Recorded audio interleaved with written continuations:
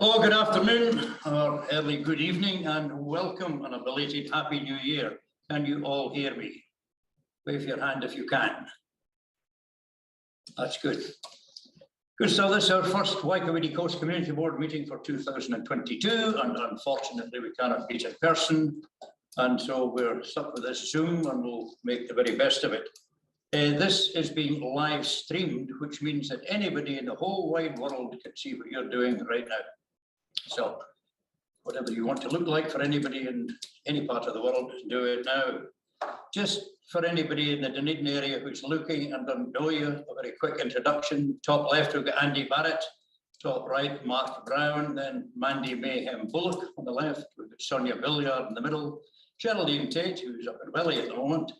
And here we've got Jim O'Malley, our councillor. Rebecca Murray, our government support officer. And my name is Alistair Morrison. There was an email sent out to you talking about how to operate a yellow hand if you wish to speak. If you can't find that, don't worry about it. As we go through this afternoon, this evening, if you want to speak at the appropriate time, just put your hand up and give us a wave and we'll keep an eye on that. We've got a big screen in front of us so we can see you all. We're going to start with a public forum now, and it's the usual rules. They speak for up to 5 minutes and then ask questions, but we don't debate it at the time. So we're going to bring in Roger Wyeth, and he has got with him Dennis O'Connell, if Dennis managed to get away from the bowls. Just take a few minutes for them to come in, or a few seconds rather.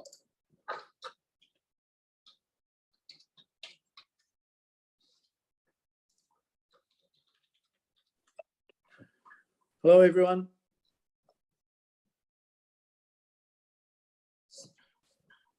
Hello, everyone. Hello, we cannot see you, Roger. You can't. Oh, that's probably the best thing. You can't see me. Have you got a camera on your thing? Yes, I have. I'm just trying to. You just have to click on the bit that says join with video. Yeah, I'm just trying to find it. Start video. How about that? Hello. Hello. Good to meet you. Have you got Dennis with you? I've got Dennis here, and I've also got my sister Colleen here. Hi there. Hi. Oh, hello. Welcome, all Yeah. of you. Thank you. Can you tilt your screen down a little bit? We can see your ceiling and we can see the top of your window. That's better. Now we can see you. So, Roger, the next 5 minutes are yours to tell us what you want to talk about, and then board members may want to ask some questions after that. So we usually say the floor is yours, but in this case, the airwaves are yours. Thank you so much. Well, I sort of feel a bit embarrassed about this because it's really the land, as you well know, belongs to the O'Connell family and was generously made available by Dennis and Colleen's mother, Nora, all those years ago. But how this all happened was that we boundary the O'Connells and have done for many, many years. And I was up there tidying up the entranceway and around the plinth and the monument of 1990, some 3 or 4 weeks ago. And I thought, you know, this place needs some attention. So hence I took some photos and then sent off the email to you, Alistair, and you very promptly came back and said, well, you know, we need to talk. So here we are. But like I say, the land belongs to the O'Connell family and has done for many, many years. So I'm just really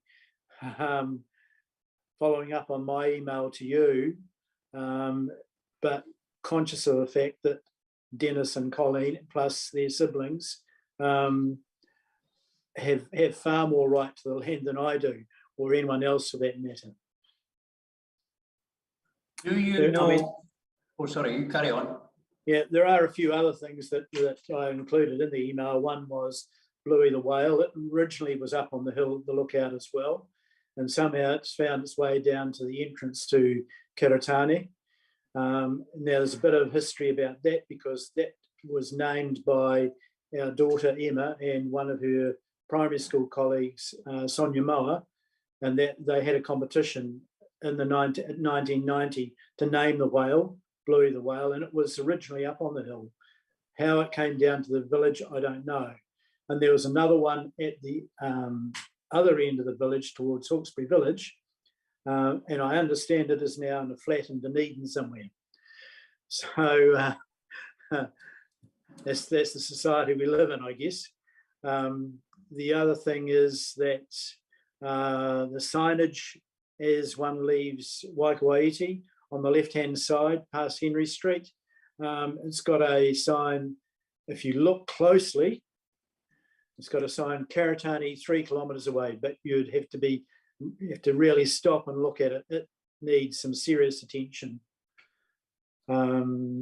So I guess that's all I have to say about it, but only too willing to answer any questions. And I'm sure Dennis and Colleen will have some questions to ask the board as well. Well, personally, I'm grateful that you've given us this time to hear what we think anyway, and maybe once you've had a bit of a korero about it, you can come back to us with some ideas. I think that's probably the way to go. That'd be grand. This question's possibly for Dennis. What was the original arrangement, either with the Dunedin City Council or the Silver Beach Council, about the use of the land as a lookout? Originally, my parents lent the land to the council with a proviso that a car park be erected and a fence erected, and that to be maintained. And was there anything ever in writing, or was it just a loose knit agreement? Not that I'm aware of, but yeah, that was the agreement, and the land is still owned by the family. Right, and so you don't know whether it was Silver Peaks Council or Dunedin City Council? No, I guess in those days it probably would have been Silver Peaks. Would have been Silver Peaks, I'm sure. Yeah.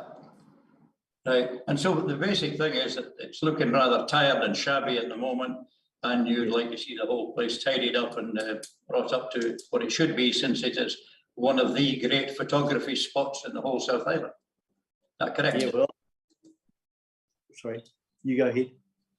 Any questions, people? Yeah, I was just going to say that I would like to see a new fence erected with a top rail, and that the car park be resealed, and that a rubbish container be emptied every day. Right. Yeah. Questions, anybody? Oh, yeah, sorry. Yeah, can you tell me what does the Waikouaiti Coast Community Board do?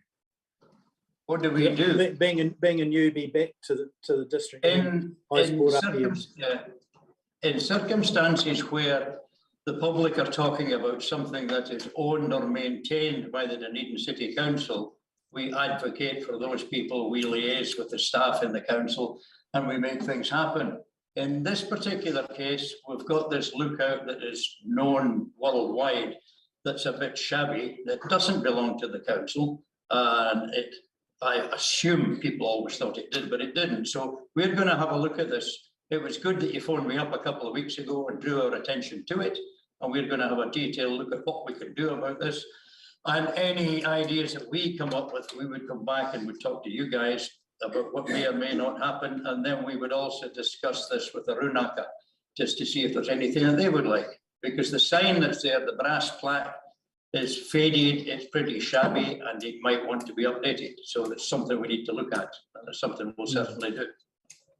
Yeah, just going back, the sign that's there, that was initiative that was taken by the 1990 Community Committee, of which I was the chairperson of at the time, and we moved away in 1990, just after that was erected. But like I've said to you, Alistair, that I believe that the monument, or whatever you like to call it, is in the wrong place. It needs to be, I think, you'd agree maybe, Dennis, that it needs to be down near the fence so that people can look at it and say, this is the area of significance, and these are the points of significance.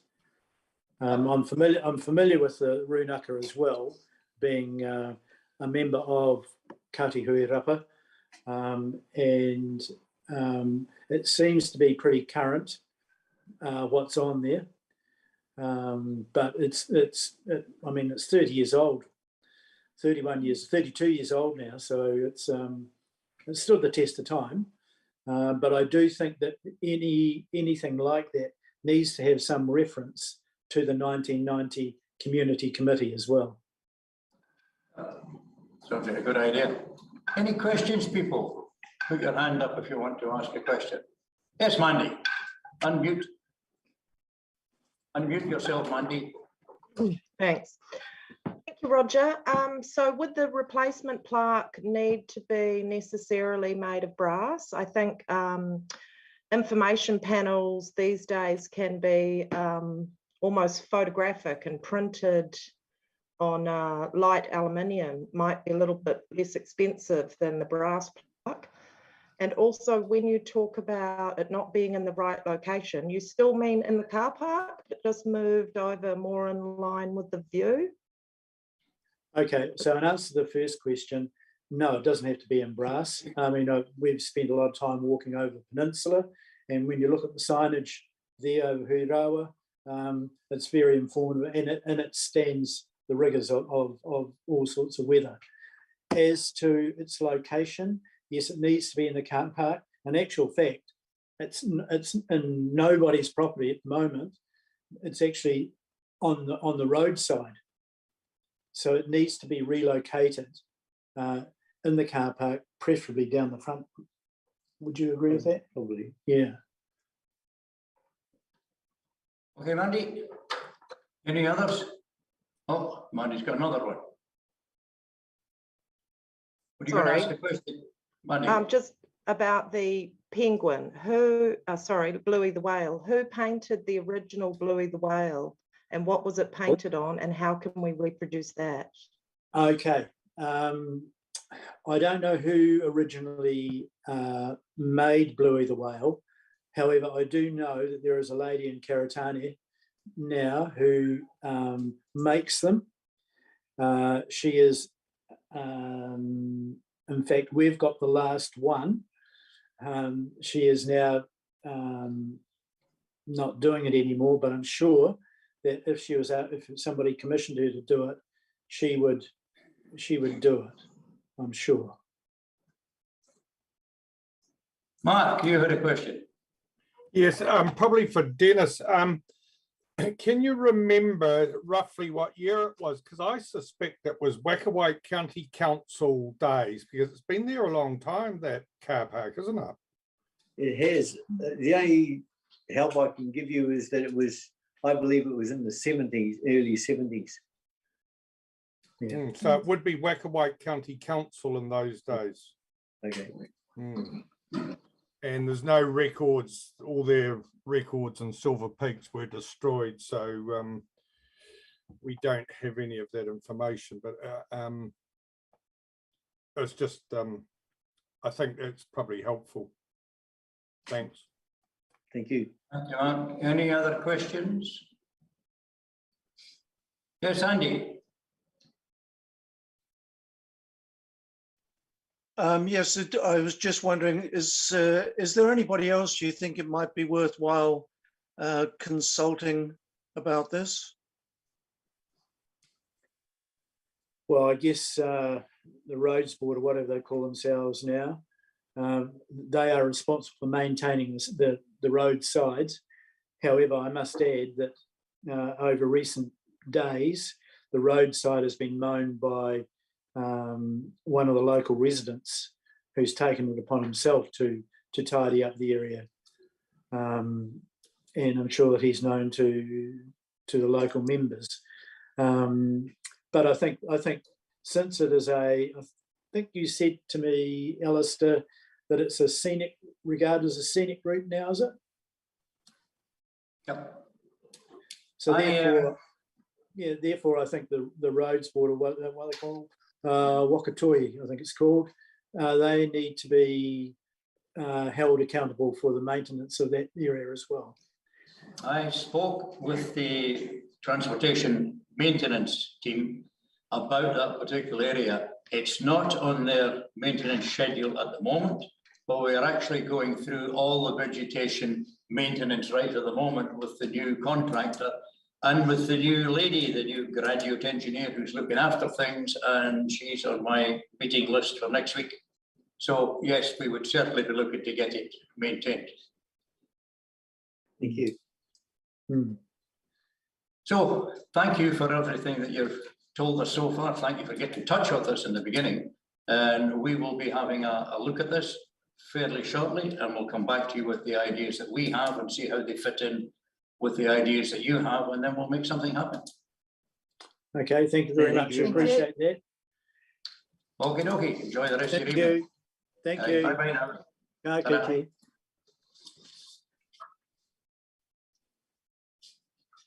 Right, moving on to the meeting proper.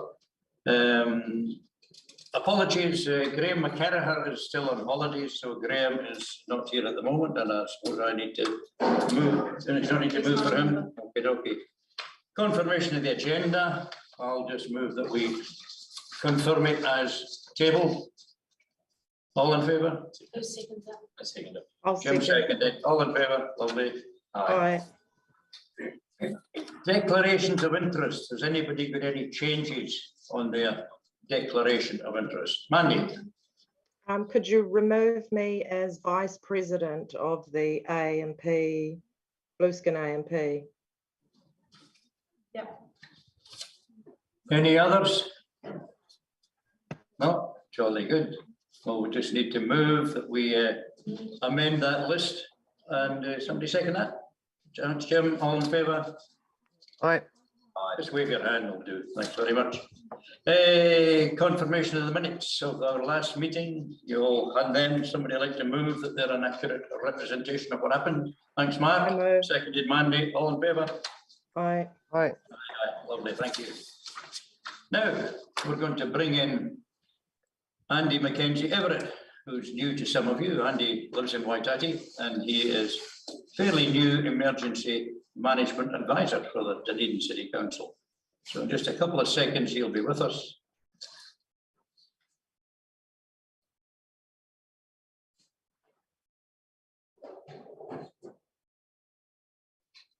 Can you hear us, Andy?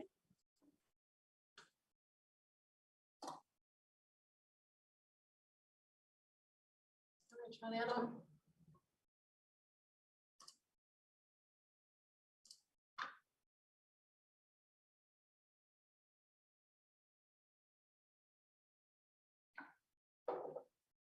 Can you hear us, Andy?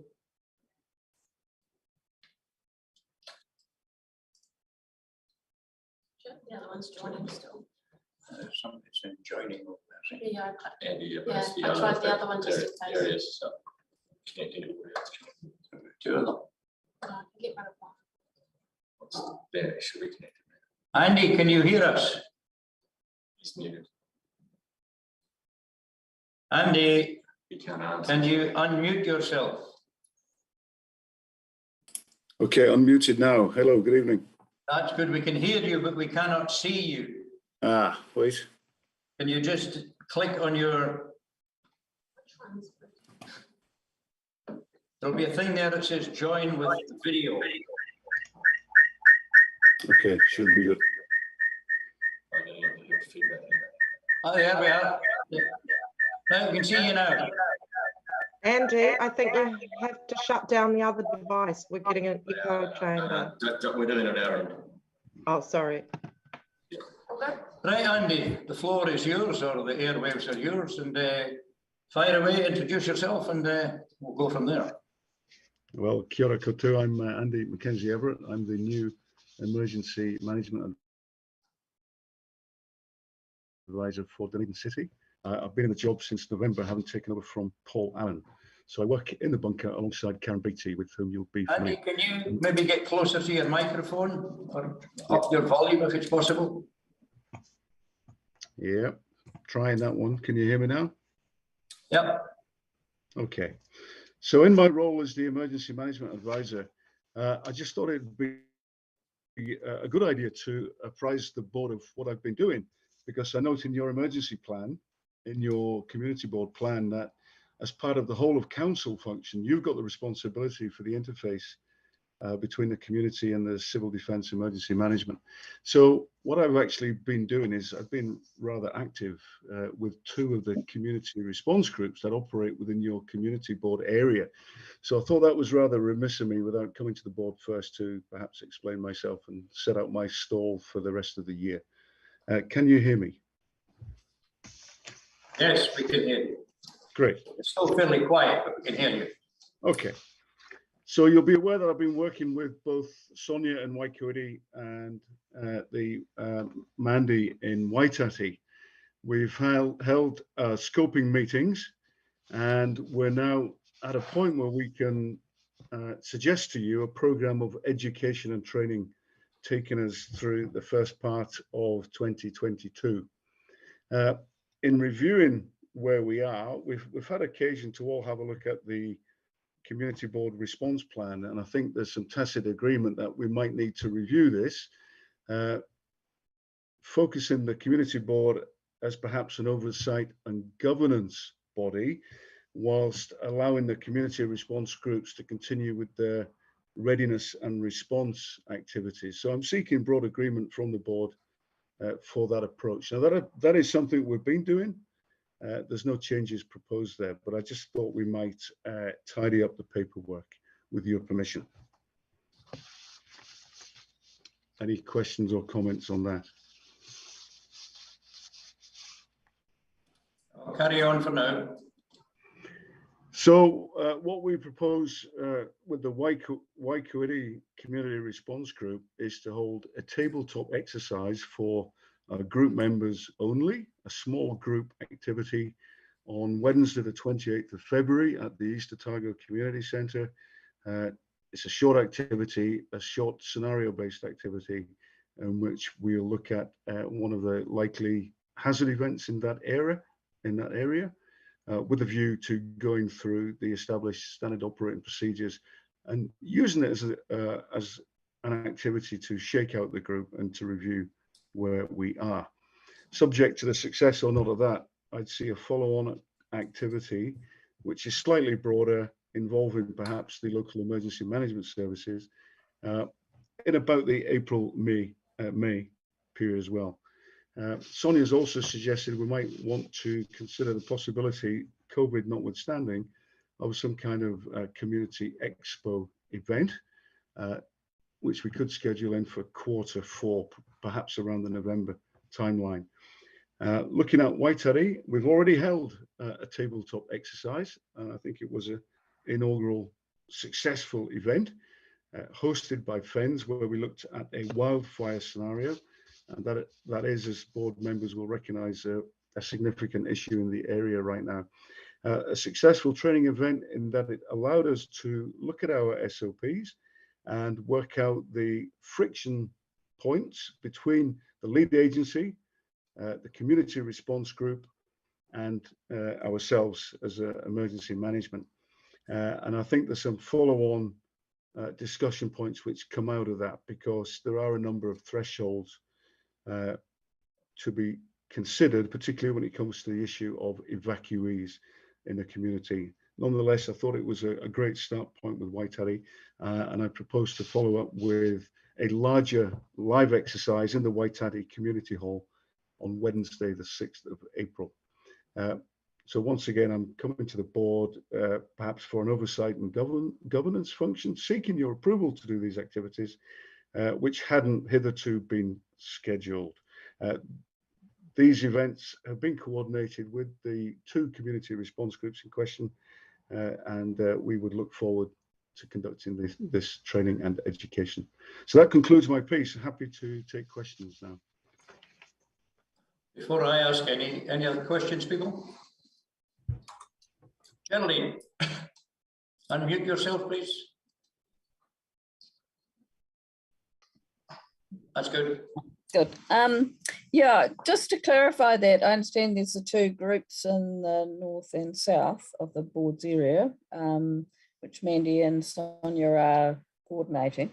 But Andy, are you suggesting that other board members wouldn't be involved in coming to any of those sort of training sessions? Is that what you're suggesting Hi, here? Jolene. Well, no, it's the National Resilience Strategy actually states that communities have the discretion to organise and respond how they see fit.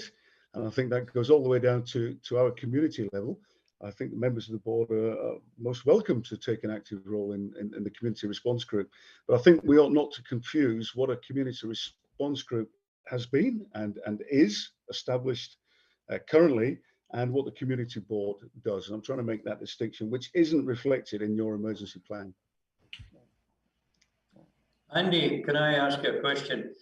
And we spoke about yesterday, the community plan as it exists at the moment, and section 5 makes comment on the whole makeup of this emergency situation. You feel that the way it's written could be altered? Can you pretty please put something together that you think might be a better way of putting it? We've got an item on our agenda tonight, item 8, which is our community plan, where sometimes we talk about it, sometimes we don't want to do anything about it. But if there's something we need to change, we can flag that tonight. We won't go into detail about what the wording might be. But if you've got some ideas as to how you think that could read, we'd appreciate it if you could send that through. Yeah, I acknowledge that, Alistair. What it is, in fact, is a generic document that's reflected in the online statements of all the community boards in the Dunedin area, where there's just been a couple of local changes, but generically it stands as a generic document that I think I would accept your challenge there, and I would certainly be happy to assist you to make it more applicable to your area. Yep. That'd be good. Second question. Yep. A second question I have, moving on from that, in our current situation with Omicron, where this is all going, we do not know. It's probably not going to get any better before it gets worse. Yep. Where does emergency management fit in with community responses to Omicron and COVID in general? Yeah, we're having that discussion now. Across Otago, this has not reached the threshold where we're going to step in. It's clearly a Ministry of Health lead, nationally and regionally, with Ministry of Social Development input as well in a supporting role. We are not at the point where we need to activate the emergency management structures to deal with COVID. We are, however, intertwined in the discussions that are going on at district and regional level. And I'm sure that applies at national level as well. So we stand by. Yeah, you've frozen us just a little bit there, Andy. Are you saying that it's the Ministry of Health or the lead agency for anything that may happen? Precisely that, Ministry of Health lead agency all the way down to district level, supported by MSD, Ministry of Social Development, and indeed supported where necessary by us. We've not reached the threshold where we need to activate and have a coordinated response led by emergency management. Not at this stage. We're in all the discussion groups and standing by to help when required. We had a lady came to our last meeting at the tail end of last year speaking about how communities might respond to the need for people who are isolating at home and may need supplies. So that's not something that you feel that your role would be. That would be more further down the food chain, if you like. Yep, that has been a discussion though in our Otago level regional group in the ECC in Stafford Street. You'll be familiar with the people who work there. And in fact, I think our welfare officer has taken that on board. He's formulating a policy on that right now. So beyond that, I can't really comment. I don't know what they're working on at regional level, but I know it is an issue because we've received a request from Grey Power, which initiated that discussion, for example, precisely on the lines on which you speak.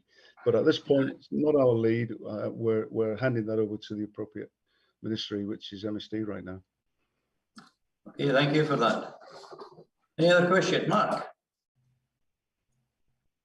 Yeah, hello, Andy. Hi, Mark. In the past, we've worked very closely with the fire brigade and always seen that as the headquarters for operation headquarters. Is that still the case? Yes and no. Depends which response agency you're talking about. The legislation is quite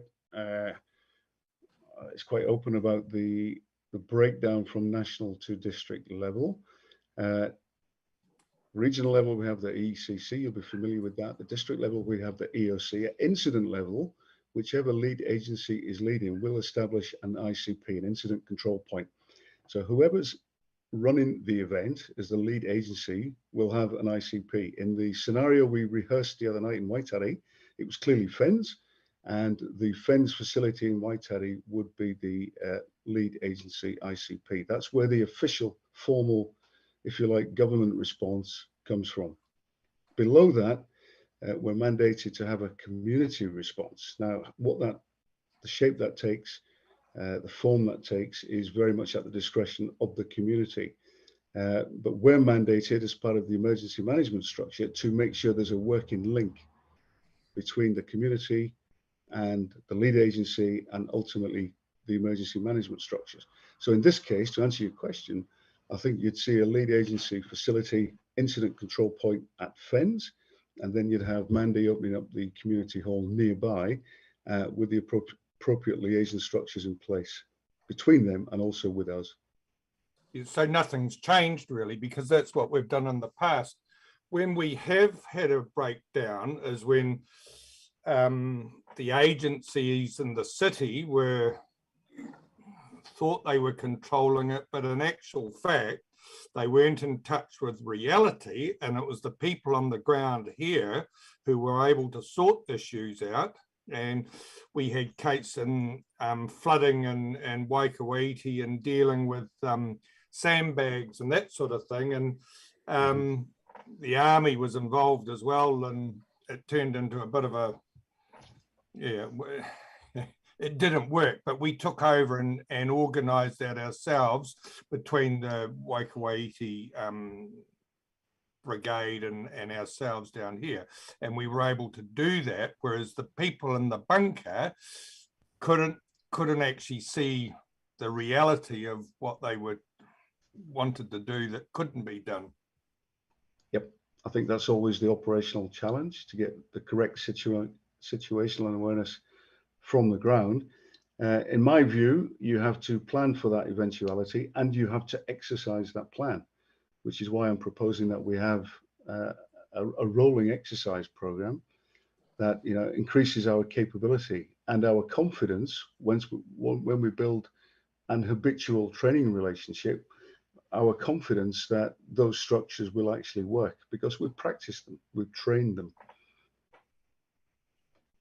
At the fire station, they do have a list of all the essential services and the people with tractors and bulldozers, and also of people who may be in more danger than others. So where will that fit into what you're talking about? Well, we at Emergency Management, we have a direct linking with the emergency services. That occurs in the bunker, in the EOC, through our operations functional team. In addition, by establishing a good training relationship with the community response groups, we have the ability to very quickly get good situational awareness on the ground. So by having workable liaison structures, we make sure that the right information is being passed to the right people at the right time in the right quality. It goes back to practicing the plan and understanding the architecture that will apply during an operational response. So that's why we conducted the training at FENS with the CRG and with ourselves. And we discussed the friction points and we discussed the thresholds of responsibility levels. And I think to good effect, but we have to keep training. And the same applies in Waikouaiti. There's no point having a plan if you don't know the plan or you've got it on the shelf for 6 or 12 or 18 months. Thank you. Jim. Thanks, Andy. So I'm the city councillor attached to the community board, but I actually live in North East Valley. So listening to what you're saying and some activities that went down around about, I think 2, maybe 3 years ago now, when we set up the community response plans at the time. And I noticed you said the word generic, I think was the word you used when you talked about some aspect of it. I think at that time, the feeling, I'm speaking for the board because I'm not a member of it, was that a lot of it was about setting up a document, and there wasn't a huge amount about actually operationally what you're going to do when there's an event. And it seems to me that what you're proposing now is more in line with what the board was asking for, I think, in as much as I think the emergency response groups out on the North Coast want to talk about what they would and wouldn't do on a day and how they would and wouldn't communicate with the bunker so as to make sure that the communication is correct and the responses are correct. I got that right, that that's where you're heading in terms of these training events and stuff like that. So it's a sharing of information so that people know how to do what they're going to do and also how to transmit information. Yeah, Councillor, good evening. That's exactly what I'm advocating. What I'm seeing 3 months into this role is that there's a whole heap of goodwill and motivated people who just want to help in the event of emergency. But what I'm also seeing is a divergence between some of the published plans and perhaps as a result of changes at the local level, perhaps the community response groups themselves are not that aware of their own SOPs. And so their ability to step up and react in an operational situation is not high right now. And I think it needs someone like, perhaps a fresh set of eyes to come in and enthusiastically grip this situation and propose through the community boards that we have really active community response groups who know their plans, know their people, have exercised them in a tabletop scenario, and then exercise them in a practical scenario, which includes the other responding agencies, particularly FENS and the local police. I note in the case of North East Valley, this of course is an area outside community as described by the DCC, which still puzzles me. And there is no confirmed community response group. What there is, of course, is the Valley Project, which is a volunteer group I made contact with only last week. So look, once again, this is me coming into this role, wanting to have a network of established community response groups with a confirmed program of training and education, with the blessing of the community boards. And in that way, I think we can genuinely increase community resilience across the city area. And in a matter of months, this is this year's project. This is feasible and attainable if we grip it now. Yeah, I think so, because honestly, the last time felt very top down. And I think that's why you'll find there's a disjunction there, because in fact, I don't think that by the time it got to grassroots, it was particularly well received, to be honest. Thanks. Andy, question? Yes, hello, Andy. Thank you for your... Andy. Sorry. Yes. Thank you very much. This all sounds as if it's moving in the right direction. The comment that I would make is I'm currently sitting up on the hill outside Karitane, and in flood events, which are probably the most common emergency that we have out here, Karitane gets cut off from Waikouaiti, and we also have small communities in Seacliff and also a larger community in Warrington, which I think can quite readily get cut off from State Highway 1 as well. So I was just wondering whether you are satisfied at present that those coastal communities, other than Waikouaiti and Waitati, are being well considered as part of your plans. Okay, Andy, thanks for that question. What I would say initially is that I went to visit Suzanne at Puketereki before Christmas and was well impressed with the ability of that marae to host people during an emergency event. And that's all people based on need alone. Suzanne explained how the normal tikanga would be modified to allow an appropriate emergency response, again based on need. So sitting where you are on that hill, I would be comforted by that. I'm not sure whether we've communicated that well with the community on that hill. And I'm also aware of the potential for slips, etc., in the direction of sea cliff. That's been an issue in the past and probably will be in the future. I think it's incumbent to study the issue further in conjunction with both the Waikouaiti and the Waitari community response groups, because this falls in the middle zone. Again, I'm an advocate for reviewing the plans, conducting some training, learning our lessons, modifying the plans, and conducting a higher paced degree of training in order to test those plans. I come from the army. This is what we do in defence. This is our peacetime role, is to get ready for wartime. And I bring that ethos to this job because the level of preparation is not particularly high right now. The second way of answering that question is actually to turn it around. I think the emergency management structure has made it very plain that it's up to individuals and families and whānau and neighbours and communities to help themselves. And the how they can help themselves is very clearly displayed on any number of products that we see being given out. If anyone needs to know, it's on our website, the Otago Regional Council Civil Defence website, and it will tell you in detail how you and your family can prepare for an evacuation event or a remain in place event. So whilst there's a very formal and dedicated management structure, the reality is there's 130,000 people over Dunedin. And whilst the response will be coordinated, there is no guarantee that an individual will become a priority target for the initial response. There's 133,000 people to help. No one's coming for you in the first week. So we should be putting out to the community, what are you doing to help yourselves? How are you ready? If you're not ready, get ready. And we should be very firm about this. Yeah.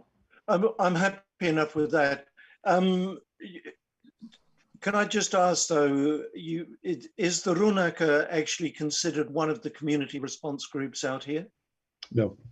And I'm happy to have this discussion. I'll take it offline. We've got 10 community response groups, all locality based.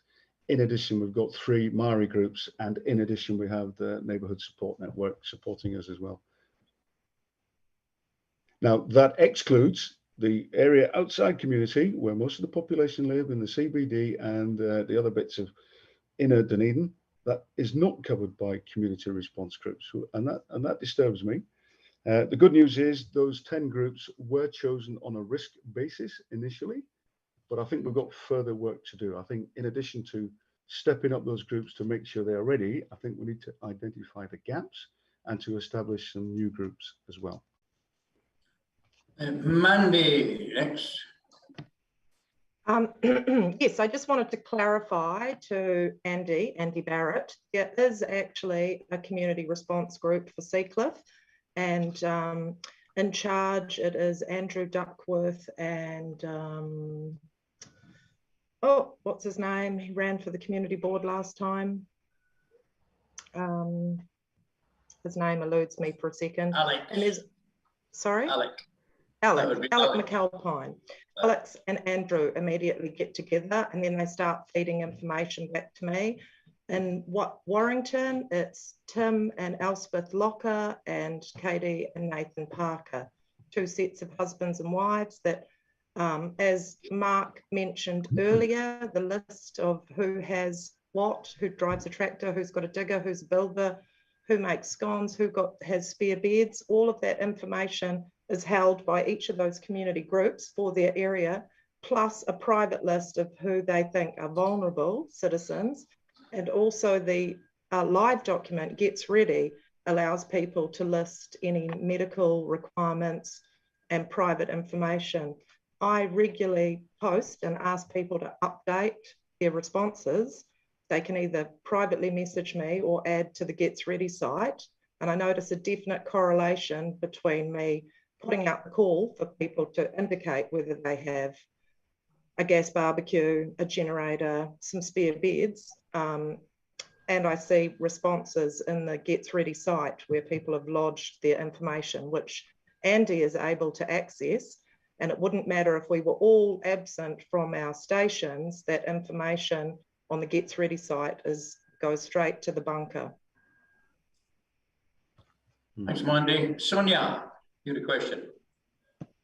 Unmute yourself. Yep. No, I was just going to say to Andy that back a number of years ago when the Waikouaiti response group was set up, it was actually set up for Waikouaiti and Karitani. So there were representatives from both areas part of those discussions for a number of years. It's only in recent times that those two groups have split.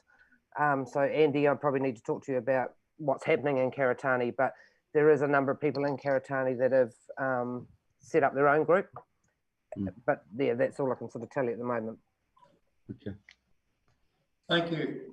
Andy McKenzie Everett here. Too many Andys. Where we go from here is an important thing. And one thing we would like you to do is, as I said before, give us your ideas on how that Section 5 might look. We've seen from recent events, Tonga and the likes, there's very little notice when things go badly wrong. So we don't want to be dilly-dallying on this. And I see Geraldine's got her hand in the air. Geraldine, unmute. Sorry, but slow on the unmuting. Oh, sounds like a plane flying above.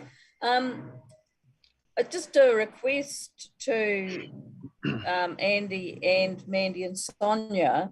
I know you probably have both told us who are in your core groups in your areas, but just to refresh those of us on the board, I think it would be great if we could also have who those people are, the areas they live in, and a phone number. Because, for instance, if something was happening in Warrington and you know we're cut off or whatever, there's not much point, or Mandy's out or whatever, I just think that would be, and you might well have sent us. I think I know, Mandy, you probably have before, but just as a separate item that I can stick on my fridge or something rather.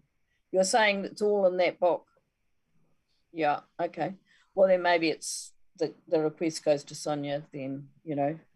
But I just think it'd be good for us to refresh ourselves on who those people are and how we get hold of them. Because when, as Alistair just says, when things happen, sometimes you're not thinking logically. You just think, oh, I need to get hold of someone. So, and it might just be reporting something. It might not be that you're going to do anything. It might just be you want to pass on a message or something like that. Thank you. Just one last wee thing, Andy. I mentioned briefly a day or so ago. Anything that is put in place has to be put in place for not personalities, because we've got a local body election coming up at the end of this year. We might end up with all the same faces around our table, but we might not. And so whatever is put in place is something that can be taken up by whoever the incumbents are at the time. And it rolls over every 3 years. So it doesn't want to be a Mandy plan or a Sonia plan or something like that. It has to be something that can live through the years. They're not on here as community board members, though. They're on here as the response group. Yeah, I recognise that. Yeah, I've actually asked both to consider who the deputies might be. Not that we're hierarchical, but it's useful. I've said to them directly, look, what if you're incapacitated? Who's going to do your job? We need to know who the 2 IC and the 3 IC is, and etc. Can you just run those dates past us again of your next issues? Yeah, so I'll start with Waitari this time. We've already had a tabletop exercise 19th of January. I think it would be good to have a live exercise involving all members of the community response group based in the Waitari Community Hall with FENS present on Wednesday, the 6th of April. I think we've agreed with Mandy. Thursday, Andy. It's Thursday now because of Thursday, yoga 7th. classes. Roger that. Happy with that. Thursday, 7th April. Agreed, Mandy? Cool, thanks. And your Waikouaiti one? In the case of Waikouaiti, Sonia has agreed a tabletop exercise with the core members of Community Response Group planning team, Wednesday, 23rd of February. So coming up. With a full community response group exercise in the same location, East Otago Community Hall, around April, May to be confirmed. and then perhaps a community expo. Sonia's idea, a good one, I think, for the fourth quarter of 22. So perhaps around November. And this is all subject to ongoing, COVID restrictions, etc. Good. No more questions? Just one. Oh, Jim's got one. It's actually just your commentary around the non-community, I think it's non-community. When they're talking about the rest of the city, my thought might be that we have the city contractors doing a lot of the work that community groups would be doing only in the metropolitan area, and that's why they then rely on the community groups outside that area to do the rest. If you had a chance to talk to the appropriate people at the DCC? No, look, new to the job, keen to learn the whys and wherefores. So if you've got a point of contact I could explore that with, that would be great. I think we should start with ask Sandy who you should talk to. Yeah, ask the CEO who you should talk to. Yeah. Yep. I can follow up through our channels, but yeah, I mean, I probably need to know that before I start. I think so, because I know, and certainly in flood events, our contractors are doing a lot of the flood monitoring, and like the Lindsay and Northeast Valley, it's the contractors sent up there to watch it. That sort of stuff. Okay, but yeah, we always think worst case in the event of a major. Well, when it breaks its banks, of course, we've got to figure out what to do next. Yeah. Not sure if you're aware, Andy, but Rebecca here is also involved with the bunker team when things happen. Now, Gerald, you've got one last question. Unmute, please. Good. I have. Andy, just a pointer. You've discovered the Northeast Valley group has a good potential for city. There's also a South Dunedin and a Caversham group, both of which have received place-based funding. So you can probably find out contacts for them through the DCC who are working in a similar way. Yeah, I had an exploratory meeting with Ian Telfer last week. I'm in touch with Paul Coffey as well, so I think we can explore that further. Yeah, no, just they're already formed and quite cohesive, so it might be useful for you. Yeah, no, appreciate that. Thank you. Okay, much to do. Just a final plug from me. Mandy mentioned it. I'm trying to find out where my camera is. Can you see that? Otago gets ready. Otago gets ready. This is an excellent tool whereby I can manage people who sign up, appear on my database. It's geo-linked. So if I need to send a particular alert to a very specific geographic area, I can do so. And I can see also what community needs and vulnerabilities are there if people choose to declare them. And also lets me know what resources local people have as well in terms of chainsaws, tractors, four-wheel drives, medical knowledge, etc. So it's a really perceptive tool that we want as many people in the Dunedin area to sign up to. There are privacy issues around it, but those have been managed. So Otago gets ready. I'd encourage all the board members to sign up, have a look at it. It's a means to help for the community, particularly those isolated community members, to help themselves. Are you going to send us a link on that? I can do. I think Mandy's aware. Mandy could probably do that immediately. So if you send us a link out, that'd be really good. All done, people. Mandy. Just to add, I'll follow up at Geraldine's request with the documents that tell you the names of all of the community response group leaders. I've also put something into the Blueskin News that explains what a community response group is, outlines the Gets Ready app and encourages people to join that, and also mentions the fire and emergency public consultation that they're trying to engage in. So all that info is in the Blueskin News for this issue that should be out today. Oh, there we go. Yeah. And Alistair's hot hand. Good. Okay, thank you very much, Andy. Time well was spent, I think. And we'll be hearing from you in the very near future. Okay, thank you. And a very interesting experience for me too. Thank you. Okay, ta-da. Bye-bye.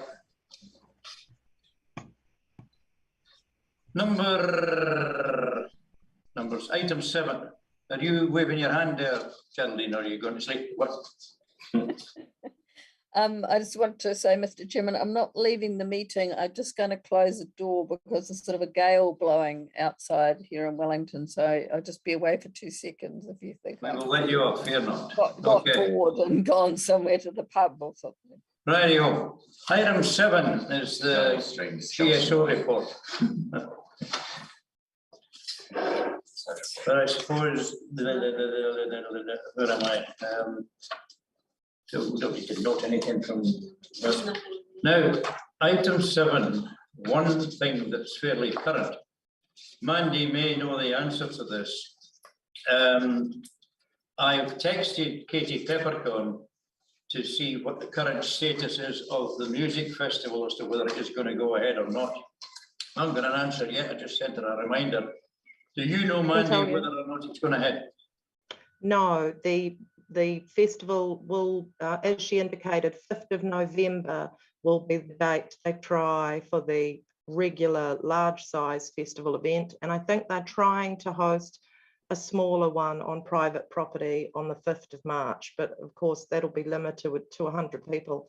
Having a meeting this Friday, I'm not sure if that'll go ahead, but the big festival is now the 5th of November. All Right, things so being doable. so we had agreed to give them some money for their toilets, and if the thing's not going ahead, then we put that back in the pot, presumably. And then we'll accept a funding application for them in the new year.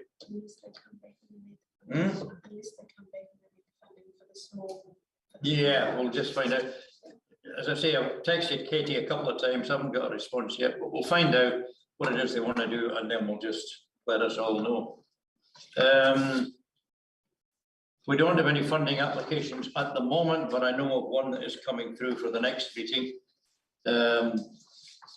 And we'll go with that when it happens. The second item is DCC consulting on St Kilda, St Clair Coastal Plan. And updates on district plan changes. Is there anything there that you feel that as a board we should be dealing with, or is it more an individual thing? All quiet. Roadwork schedule as before. And I'm going to talk about road in a minute. And the DCC updates are all there on your agenda. And so that's about it for GSO. And this is Rebecca's first day back after holiday, and she's done an amazing job plowing through 300 emails. And I would like you to join with me in wishing Rebecca a happy birthday for tomorrow. So there you are. We won't sing to you just yet, but We'll clap every year. no, clap, there you go. Okay, I move that we'll note the GSO report. Somebody second that? Thank you, Sonia. All in favour? Aye. Number 8, community plan. We did speak to Andy Mackenzie Everett about that just a little while before. There was some discussion in the last couple of days about the contents of it and section 5 that some people might not have been totally aware of. And Andy's going to come back with what he thinks might be a better description. Thanks. Yeah. Probably the future development strategy will be coming forward as a work program at some point in the next 12 to 18 months. What future development strategy is the other name for the spatial plan. And that's the blueprint from which the district plan then gets drawn. So it's quite important development wise. And I figure we just need, the community board should flag that it wants to be involved when the future development strategy is being worked on. And the process for that is? I would suggest that it just goes through as a statement from the board now. To whom? The council in general at this point.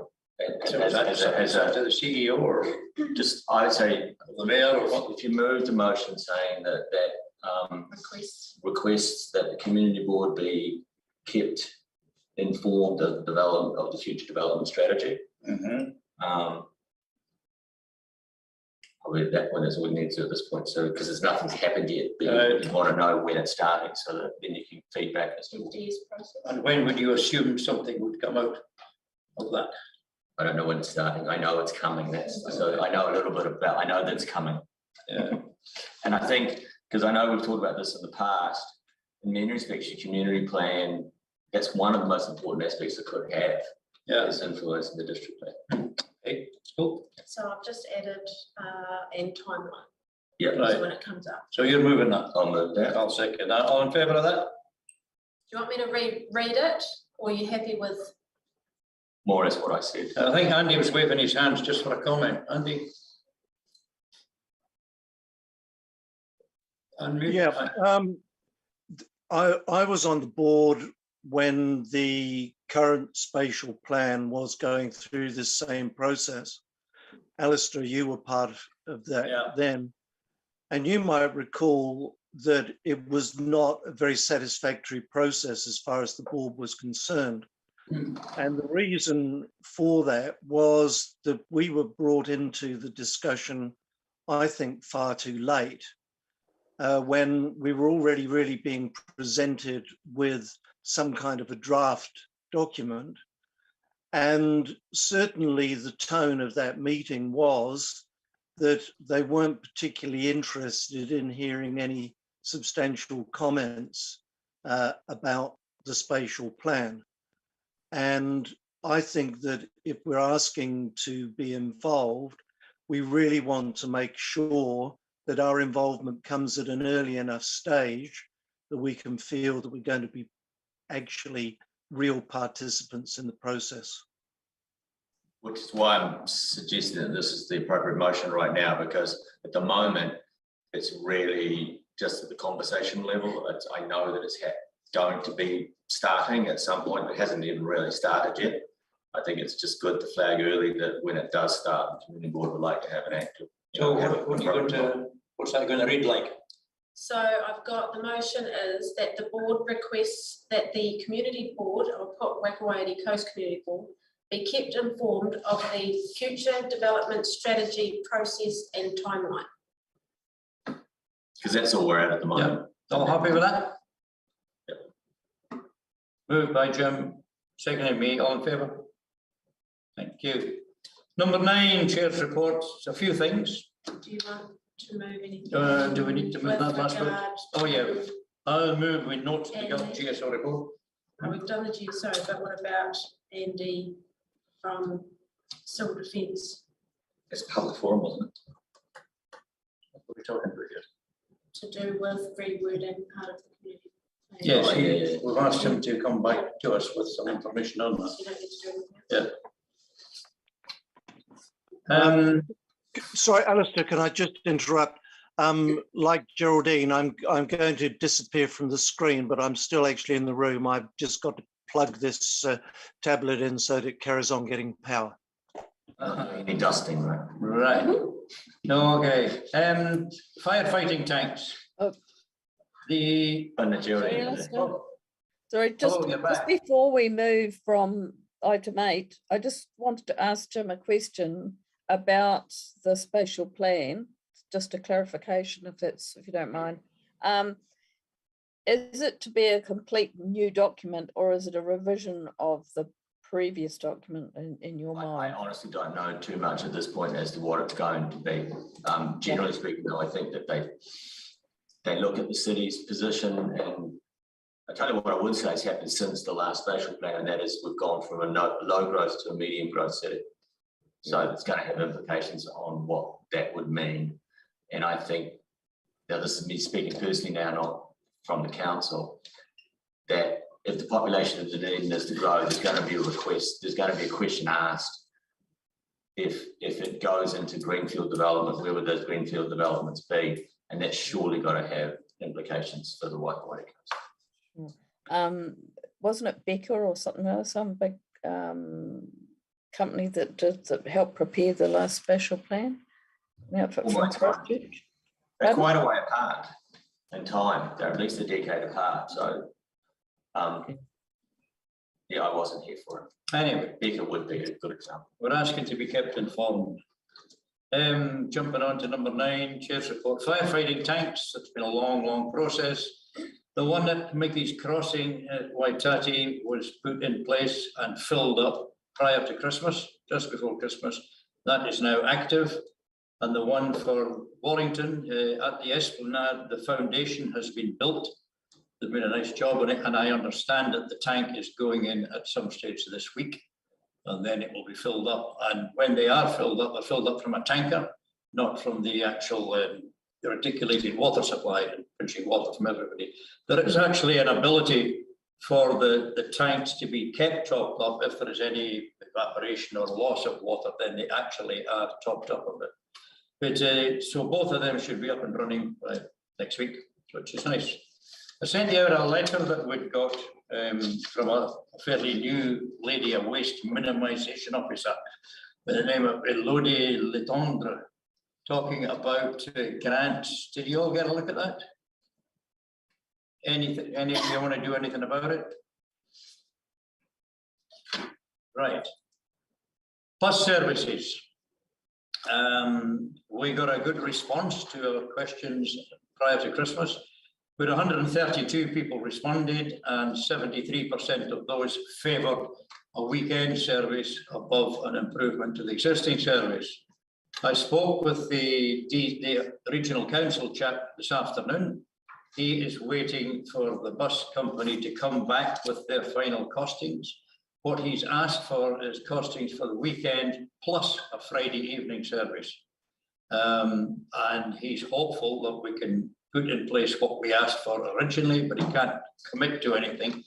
The regional council did agree on their 9th of December meeting that they would cough up with their 50%, though there was some confusion around the table about what that meant, but they've agreed to fund it, which is good. A couple of other things related to buses. One is Hawksbury. The actual bus stop at the moment on the highway heading south is not particularly safe, and they're having a look at the idea of the bus actually going into Hawksbury village and turning around there. And they're actually going to take a bus in there in the next week and do some wheelies and see what can happen. And the other one is the long-awaited bus shelter in Karatani. We had a look at that, and the sensible idea is to extend the structure that is there at the moment, where the notice board is, to actually, and it's quite a solid structure, that to extend that, to put a roof on it and some sides on it, and make that the bus shelter, incorporating the notice board. So Andy's in contact with a local builder, getting some dollar numbers on that, which we're going to fire to the regional council, and something should happen fairly chop to do with that. Over the last few months, Andy and I have been keeping an eye on Karatani Spit, which has been changing quite a bit. A lot of sand movement there, and there's a bit of a bar has built up, and maybe some of the rain that's forecast for this week might do something to the river charging around and changing the whole thing. It's just a thing in progress at the moment. We took Coastal Tom out to have a look at it prior to Christmas. People are aware of it, but St Clair, St Kilda is dominating their thought processes at the moment. Vegetation, you'll have seen prior to Christmas, the state of the vegetation on the roadside was appalling. Some of it was waist high, really poor. They came charging in with a massive great machine and mowed some of it in Waikouaiti, and I made our views known to the hierarchy of the City Council Transportation Department about how poor their whole service has been. It is being attended to, and we'll put some more input into what the vegetation lady is doing next week. The COVID response thing was spoken about.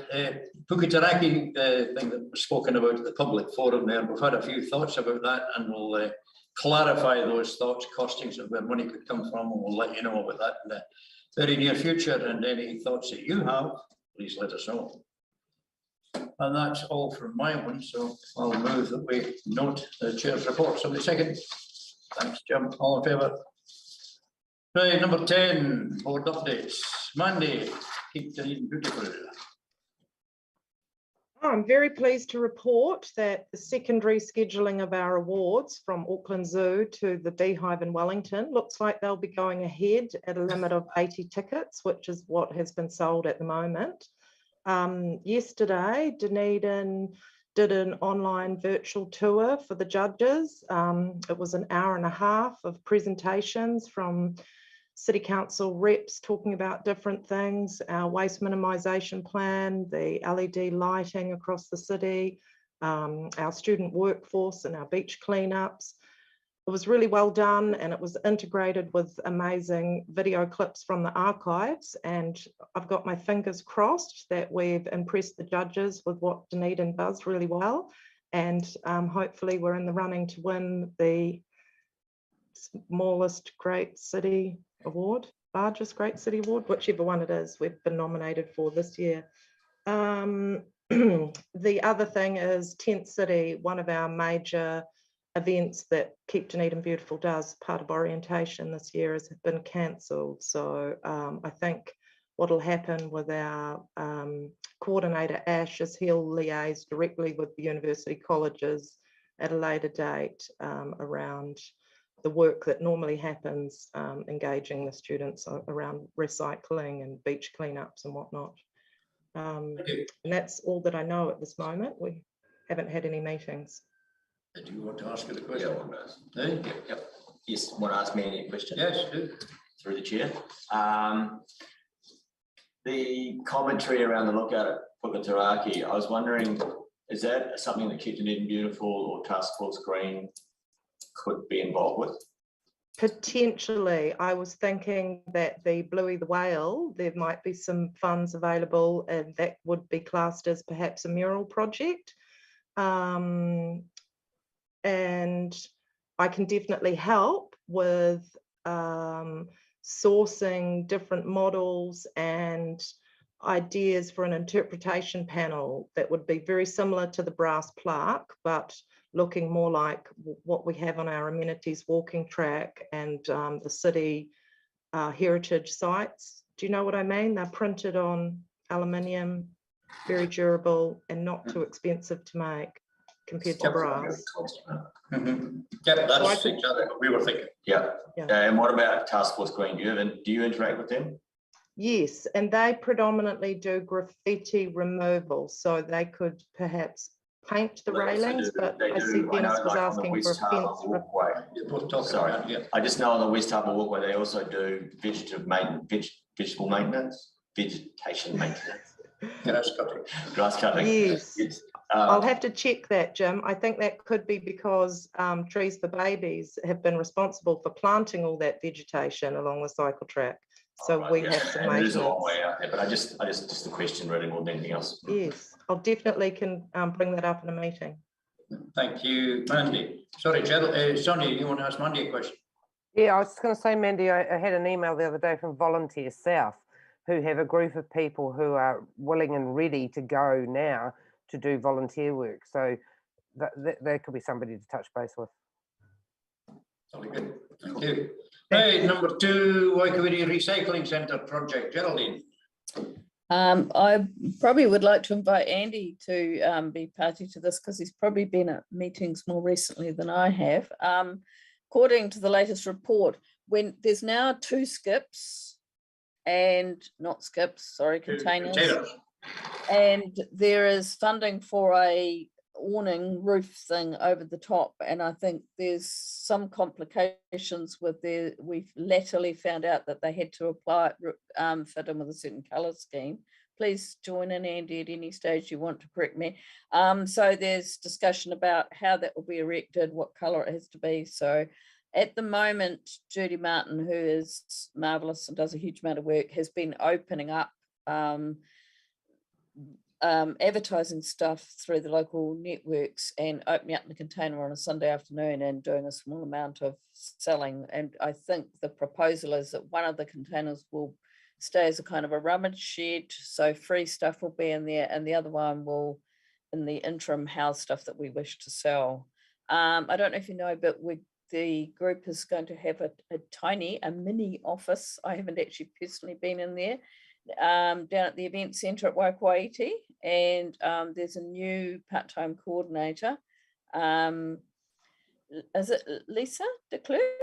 Lisa, is that how she's pronounced? Yeah. So she's come and talked to the community board. She was involved with the volunteer centre, so I don't know if she's still working for them as well, but she's doing 10 hours a week for us, and seems to be a highly motivated person that's created a website and is setting up lots of volunteer information and training things. So we still aren't fully open and operational, which is astounding. There was a problem with a huge pile of green waste that had been dumped kind of in the middle of our area at the Waikouaiti tip, and that has been all moved and shredded up. So that's quite good. We did some planting there at the end of last year with some natives that Mark kindly donated. And thanks to the ample rain, I think they've probably survived well. So so things are happening. That's kind of going to make the place more attractive because it's pretty barren. I'll just ask Andy, other things that we should be reporting back? No, I think you've covered all of them. The only thing I would add is that with regard to the shelter, it's a shelter that will actually connect the two containers and give us a place which will be pretty much, we hope, weather-tight. There are issues to do with the colour of that and also the colour of the containers, as Geraldine said. The main issue at the moment is that although we've got the funding for the shelter itself, we've still got to work out what's going to be the best and the cheapest way of getting the thing put up, dealing with whatever consents we need and what we need by way of expertise for putting the thing up. So that's all still ongoing. So it's a bit slower than we would hope, but things are progressing. And as far as the green waste is concerned, stuff is being dumped there. It has been mulched. We're just waiting to hear confirmation that the mulch is actually ours to use, because then we would like to actually start spreading it in areas where we'll be doing planting in the autumn. And just one last wee thing, I spoke with Judy Martin regarding some of the money that they are after, and she will be putting forward a funding application for our next meeting. She didn't have it quite ready for this meeting. Yeah, John. Andy, is everything going forward with consenting now? You mean with regard to green waste management? Yeah. Well, no, we now really need to talk again to DCC staff. You had a meeting, I believe, at the top level there.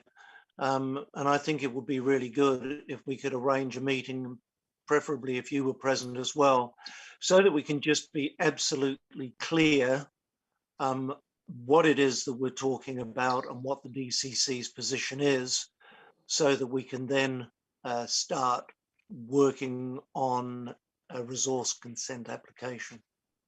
Yeah, I think that's a good idea. So can we arrange that? Yeah. Shall I contact you? I'll contact you about it, and I can certainly fit in pretty much with whatever time suits you and anybody else. Rebecca rather than me. Yeah. Send me an email, Andy. I will do. Okay. Okay, cool. If you hear a strange sound in the background, the cleaner is doing the vacuuming behind us here, so we might have to speak up just a little. It's warming up his bagpipes. Aye. Number 3, Mark, Waikouaiti replanting.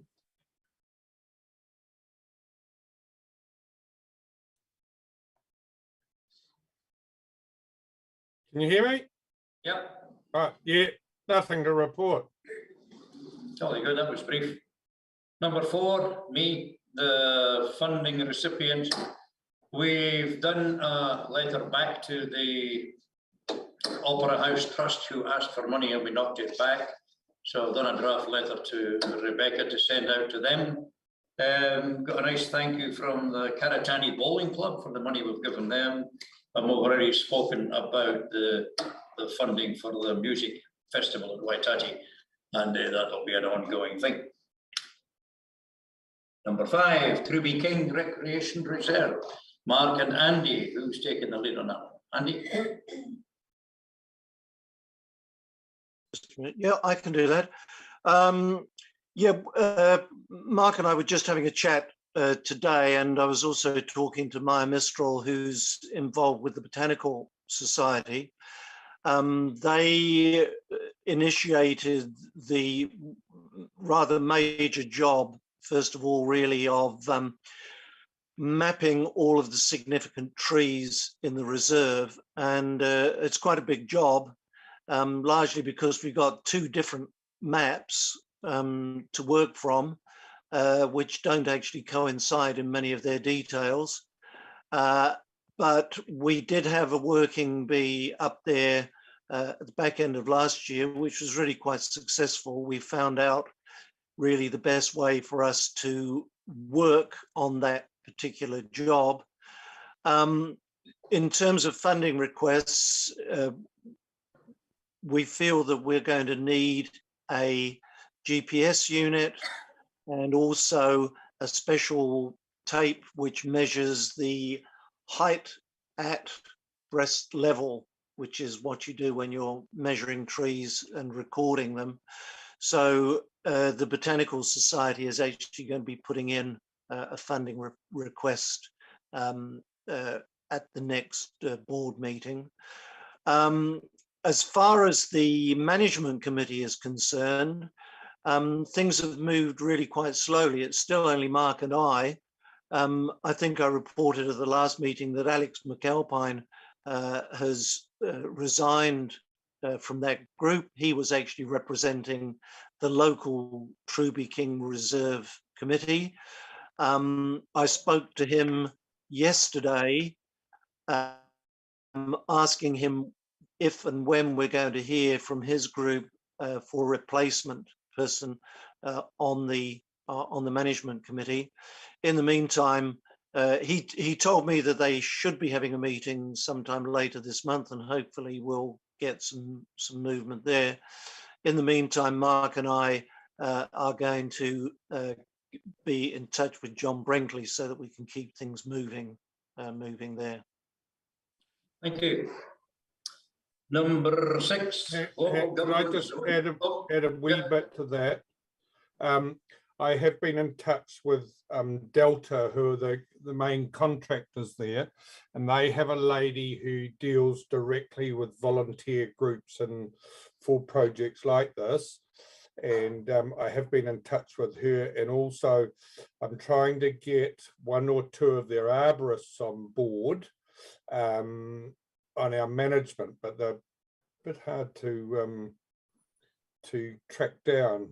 Or reply to their messages is probably a bit more accurate, but because that will be helpful if we can get those people advising us, because they'll actually be overseeing the work to be done, and then our job will be to coordinate the volunteers. Very good, thank you. Just on the topic of shrubbery and vegetation and that, I should have mentioned earlier when I was talking about the firefighting tanks, the last thing on the resource consent for them is that there will be shrubbery planted around them to diminish the negative effect of a big tank stuck there. So that's going to be happening in the next wee while. So, Zone 6, Mandy. Yes, just a couple of things. We have the conference in Palmerston North and Excellence Awards, and people can book for the conference now. That's the 20th and 22nd of July. Excuse me, my dogs are barking at somebody.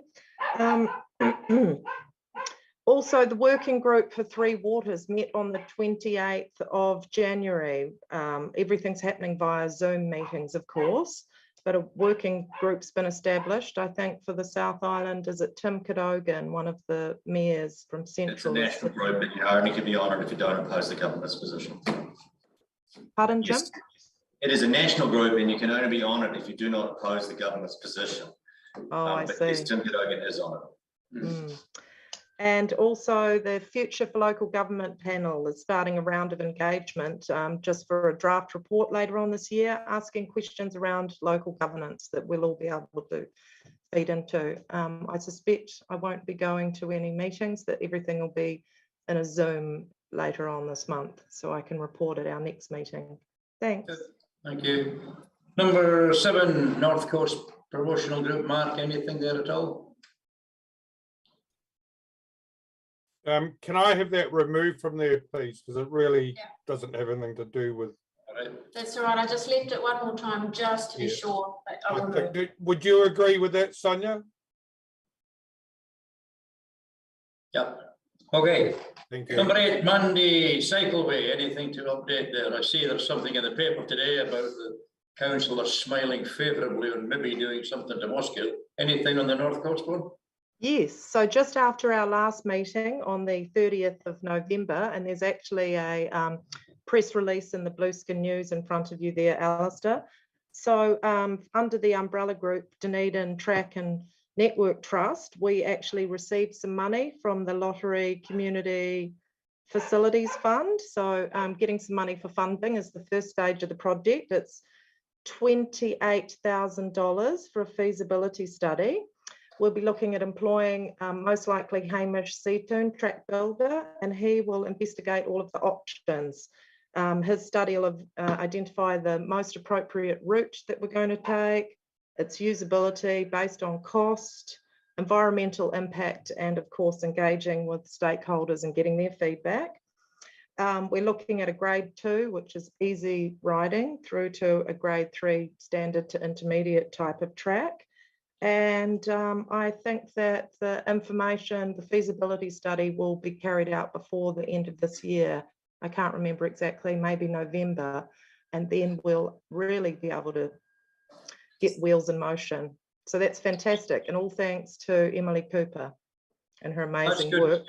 He's going to basically put to one side that other feasibility study that was done for the Oamaru thing all the way, and he's going to look at the specifics of how it would be done for this area.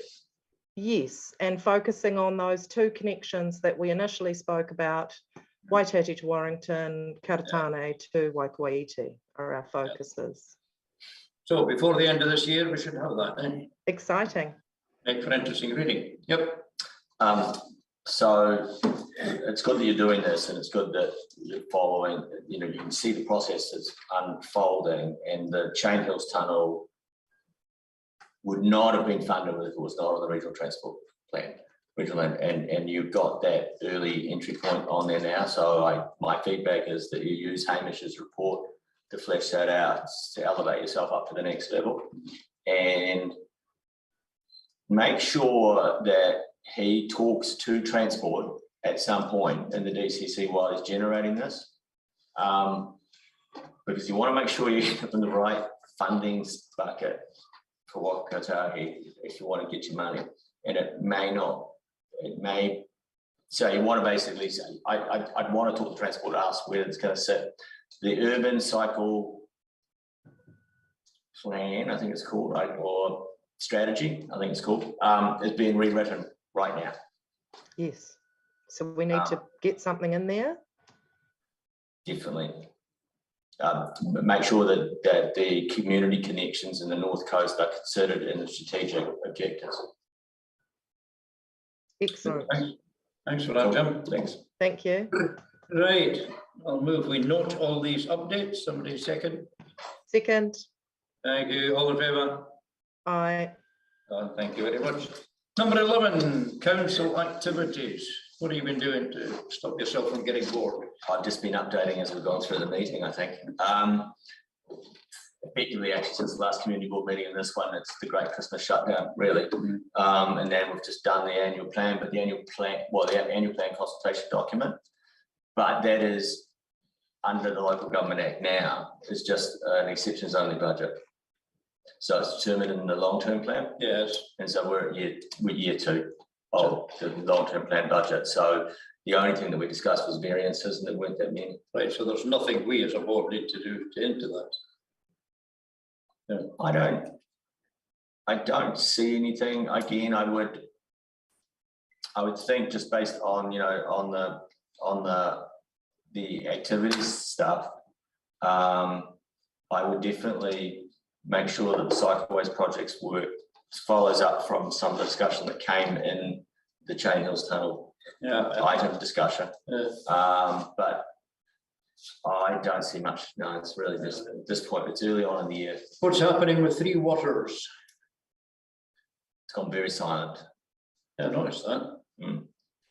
Oh, well, I'm working, from my perspective, I'm opposing the form, as a personal perspective and now council position, because that's about the only thing that got voted through that day, I'm formally opposing the formation of the 4 water entities, which is the second phase of, right? So the first phase is that there'll be a national regulator, that's Tomato ROI, that's up and kicking now, that's going. There will be, by the time we have the May document, there'll be some more money being put into Three Waters to increase our operational costs, because we've got a higher standard that we'll have to be operating at, especially around reporting as much as it is around delivery. In terms of the formation of the 4 entities, I'm working on the principle that the Department of Internal Affairs is so incompetent that it won't happen before the election. Have they got a replacement for Tom Dyer yet? At the moment, it's no, Simon is acting as the Simon Drew is acting as the interim head. There's been a lot of publicity about this 2-way, 1-way stuff in the city. What's happening there? Anything?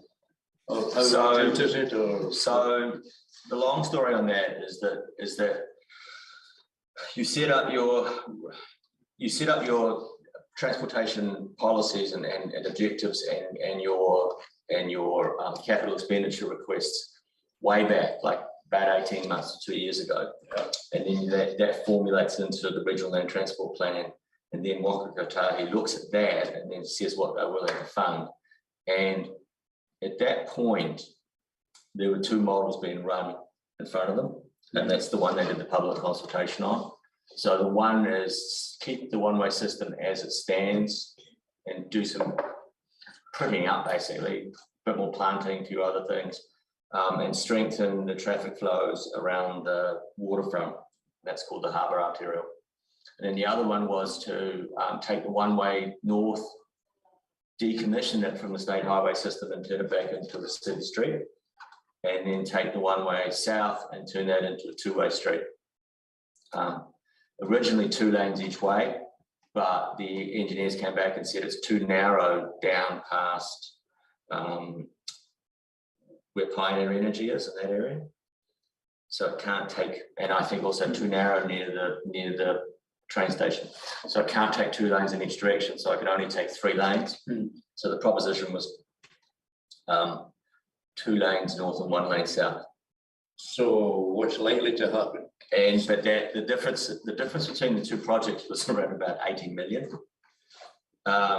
So not surprisingly, Waikouaiti's gone with status quo, which is $80 million cheaper. But the biggest thing that really matters was that there's only $20 million in the budget for the next 3 years in the National Land Transport Plan for all of that work. And it's well over $100 million worth of work, and it should be near $200 million to be done properly. There was a fairly toe-to-toe meeting about supporting the current NLTP spend to go into the board on the understanding that when we go into the next National Land Transport Plan, that money will be sitting there. In terms of the final choice of design, I don't think we are fully committed at this point. The thing that will happen for sure is State Highway 88 will terminate earlier. So currently it goes all the way down to St Andrew Street, and then it goes over to the State Highway 1 system there down St Andrew Street. The hospital rebuild wants St Andrew Street, the block between the 2 one-ways, to be turned into a 10K shared space street. And they're probably going to get that wish, which means we can't have State Highway 88 using St Andrew Street to get onto the one-way north. So it will terminate further up, so probably at Frederick Street. And then it'll be directed onto State Highway 1 down Frederick Street instead of St Andrew Street. So that work is going to happen regardless of the design, of any other design. State Highway 88 is going to have its terminated, just moved a bit further north. I want another design to be considered, and it hasn't really been public yet. It's been raised a couple of times, which would be to leave the one-way system where it is and to bury it to the 2 blocks in front of the hospital, between the hospital and George Street. But that's about a $400 million spend. And at the time, it was pretty much talk to the hand. my rhetoric around this has been that Dunedin hasn't had a big spend from central government on transport for years. And so if you look at the resolution that was passed by the council before the Mayor wrote his letter to Waikouaiti, it was modified. It was actually modified by me to say that the 2B3 as a starting point for discussion. So the whole point being that we didn't actually pick it either. So basically it's feeding back to Waikouaiti that you can't just take transport and the movement of traffic as your only mechanism for analysis. You have to take into account that the hospital, where it's being built and the way it faces towards George Street, that there's an opportunity to change the whole living environment down there, and that needs to take into account when you do your transport planning. And that's in the government policy statement of transport. When you use the term just there, Bury, are you talking about getting rid of the thing, or are you talking about a tunnel? Putting it as a tunnel. Tunnel, right? For 2 blocks. Yeah. But a dig and bury is $1 million a metre. Only good. So it's not cheap. It's not. But Auckland's had 3 of them already. Right? Wellington's contemplated one. And the argument I've been making is that we are the only city of size that still has State Highway one running through the centre of it. And that we cannot separate State Highway 1 from Dunedin. And it's not so much traffic flows, it's also the type of traffic. You know, actually they did acknowledge when I said we have sheep trucks running right to the middle of town because State Highway 1 runs to the middle of town. So it's not just the volume, it's the type of vehicles that go through. And that's where this, you know, I think we need to make it bigger. So the Mayor's letter has raised it to the level of the CEO and to the board. And I'm certainly behind him, and I think the council's behind him, and I want to be involved as well in actually going up to Wellington and talking to the Waikouaiti senior executive team, and then actually having them come back down. We are not a metro. There are only 3 metros in New Zealand. And I want us to be classified as a metro and be the 4th metro. So the way I'd read it in the paper was that the council was favouring getting rid of the one-way system or something. The 2v3 is getting rid of the one-way system, right? I don't think the Mayor would have got his vote if that had been that we're choosing the 2v3. Right. So that's why the amendment was modified to as a starting point for discussion. Geraldine, you want to ask a question? I was going to back up the trust. I just want to say to Jim, I always thought there should have been a flyover in the university area, that the traffic fly over rather than go underground. But my actual question, right? That possibly wouldn't work so well by the hospital.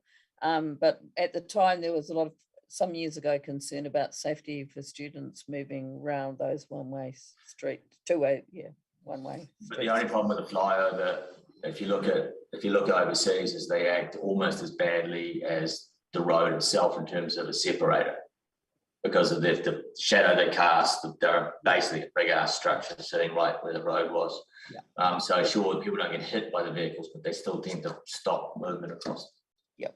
I was actually going to backtrack for the annual plan thing. There's been some discussion in the media about playgrounds and destination playground and stuff.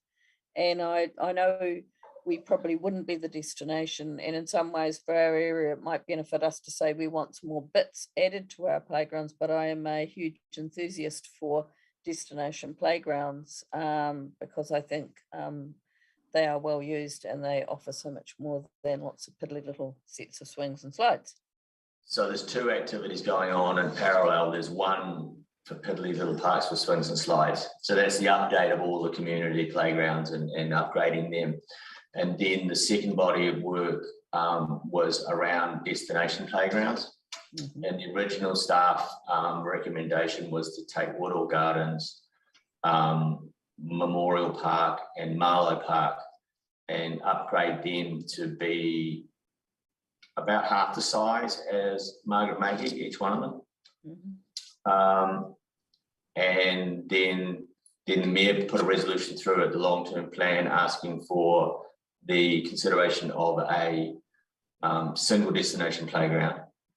And that came back to us in the annual planning deliberation, consultation document deliberations just this week, seems like last week. Basically came back with the recommendation of the 3 again. And so the resolution went back out again to actually take it back to the public. So part of the annual plan consultation is what does the public consider about either a single destination playground versus the 3 that I've mentioned being upgraded to be local destination playgrounds. So whatever they'll be, we are moving forward to building something substantially bigger. I know your input, and I keep raising it at the meetings. And I think when we get the public feedback, I think it'd be good for you to put back in again. I know you always target the late age teenagers. Then my 5-year-old grandson's playing on equipment that teenagers will. I mean, you'd be amazed what young. Yeah, well, I noticed that at the 20-year-olds come in at dark. That's right. That's right. So you want it's all ages. Yeah. Yeah, so I think part of that in the feedback will be to make sure that those design features are in there. Good, Mark, you had a question? You're muted. Unmute. Yeah. Sorry. Yeah, got a couple there. Just with your tunnel idea, Jim, if the ground conditions aren't suitable for a car park under the new hospital, how will a tunnel work? Who said the ground conditions aren't suitable for a car park? Well, that's what was put forward because it was mooted that there should be a car park built under the hospital. And there was I think it was some engineer's report who says the ground conditions weren't suitable for that. Generally speaking, that the Ministry of Health won't build car parks. So you were starting out from a hard spot in the first place. Okay. Ministry of Health won't build car parks, actually. So I don't know. All I'm saying is I'm mooting another idea. Yeah. And that is that I think you need to take the lens with State Highway 1 of saying it's State Highway 1 and we are the only city. I mean, in Wellington it terminates at the ferry terminal, so it actually doesn't go into central Wellington. We're the only city of size. Christchurch goes around the airport now. We're the only city of size. I've got no argument with that, but it was just something that I'd read about. And second question, quite unrelated, was what happened over the silly rooster rules? You went through a public consultation. But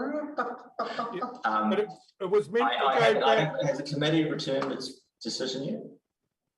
It was meant to go to council after the recommendation, but that we put submissions to, but no one listened to. But I've never seen an outcome.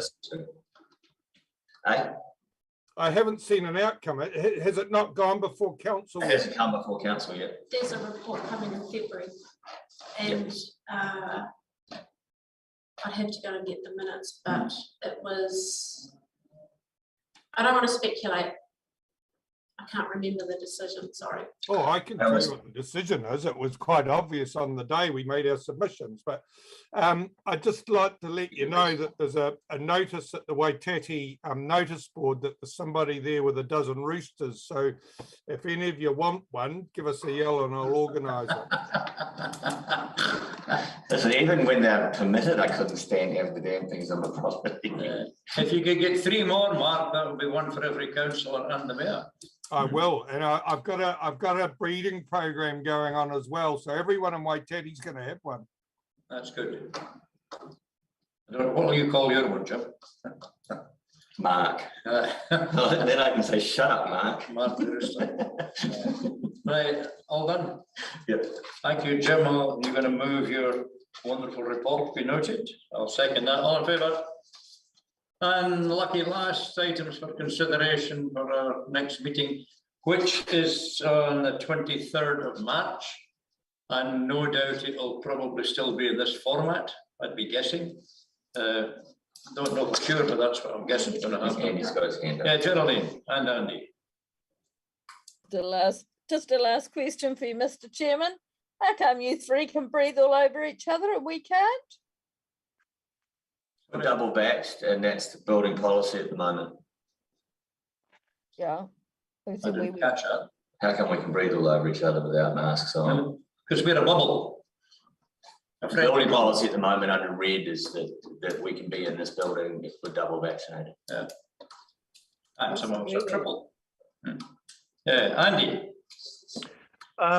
Yeah, I think that it's quite important that we keep following up on this emergency response stuff. I feel that as the board, we're probably not fully aware of everything that's going on. Not that I've got any problem with what's happening.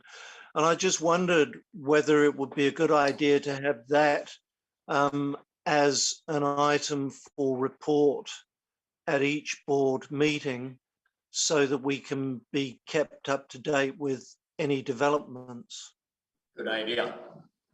So I just would like that to go on, and if Mandy and Sonia could be prepared to give us a fairly full rundown of the situation at present with the various groups involved and how they all fit together, I certainly would find that really useful.